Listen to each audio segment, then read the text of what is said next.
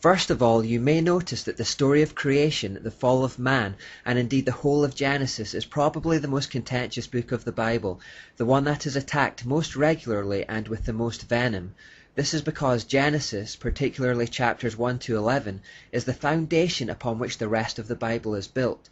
The creation story, the fall of man, Satan's role in it, and how the nations were birthed are fundamental to our understanding of the world we live in. This is why it is so unpopular with that fallen world.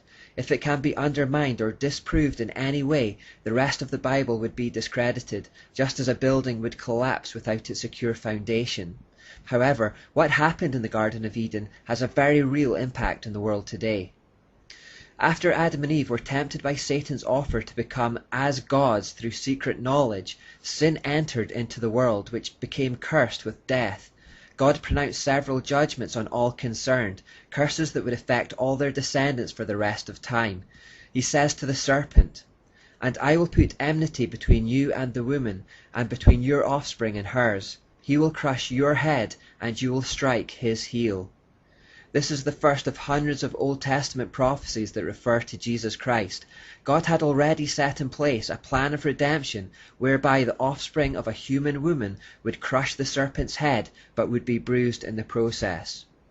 Adam and Eve went on to have two sons called Cain and Abel. Cain killed his younger brother in a fit of jealousy and was thereafter banished from the Garden of Eden by God.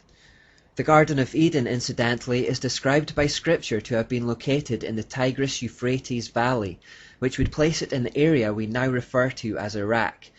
After his expulsion, Cain is noted to have set about becoming a builder of cities and is thereafter always associated with the evil one. The rebellion of Adam and Eve in the Garden of Eden marked the start of a severe decline into depravity and perversion for the world.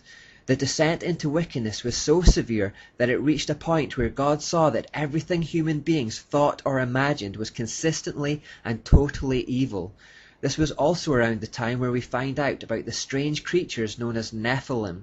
The Bible explains, "In those days, and for some time after, giant Nephilites lived on the earth. For whenever the sons of God had intercourse with women, they gave birth to children who became the heroes and famous warriors of ancient times." Things were clearly going very wrong, and God was sorry he ever made mankind. He decided to wipe everything off the face of the earth and start again with a man called Noah. This led to one of the most famous biblical events, where a great flood covered the whole earth and destroyed everything except that which was safe in the ark. Now, after the great flood in Genesis, Noah had 3 sons, Shem, Ham, and Japheth. Ham had a son called Cush, and through the family line of Cush there came a man called Nimrod. The Bible reports it like this: "The descendants of Ham were Cush, Mizraim, Put, and Canaan. The descendants of Cush were Seba, Havilah, Sabta, Rama, and Sabtika. The descendants of Rama were Sheba and Dedan." Cush was also the ancestor of Nimrod, who was the first heroic warrior on earth. Since he was the greatest hunter in the world, his name became proverbial. People would say, "This man is like Nimrod, the greatest hunter in the world." He built his kingdom in the land of Babylonia, with the cities of Babylon, Erech, Akkad, and Calneh. From there he expanded his territory to Assyria, building the cities of Nineveh, Rehoboth-ir, Calneh, and Resen, the great city located between Nineveh and Calah. I include verses 6 and 7 in this reference because it's important to note the extra attention given to Nimrod in comparison with the other descendants of Ham. Even so, this only hints at his importance in the history of mankind. He was possibly the first king in world history. This is the first time the word kingdom is mentioned in the Bible. He was master and commander of a vast empire, the first man of renown, the first heroic warrior on earth. But when the Bible reports that Nimrod is the first mighty man in history, a fierce warrior and a great hunter, we should avoid being tempted into thinking highly of him, because the Hebrew root of the word for mighty man actually translates into English as tyrant. The Jewish Talmud calls him a hunter of the souls of men, and the famous Jewish historian Josephus also talks of Nimrod as a tyrant or dictator. Indeed, his name, Nimrod, literally means "let us revolt" or "the rebel," and unlike the other descendants of Ham who mostly ended up in Africa or China, Nimrod, who it was believed was born in modern-day Ethiopia, headed towards the Tigris-Euphrates valley. That's right, the exact spot where the Garden of Eden had been. The fact he was returning to the scene of the original fall of man to build his empire is significant in itself. He clearly meant something symbolic by it. Perhaps he was identifying with that scene of original rebellion. Perhaps he was metaphorically trying to build a new Eden by his own power and apart from God. Perhaps he was identifying with Cain by stubbornly returning to the spot that Cain had been expelled from. Perhaps it was all of these reasons. But it was here that he built the city of Babylon. He also built the city of Nineveh nearby and conquered the others that already existed in the area, thus creating his empire.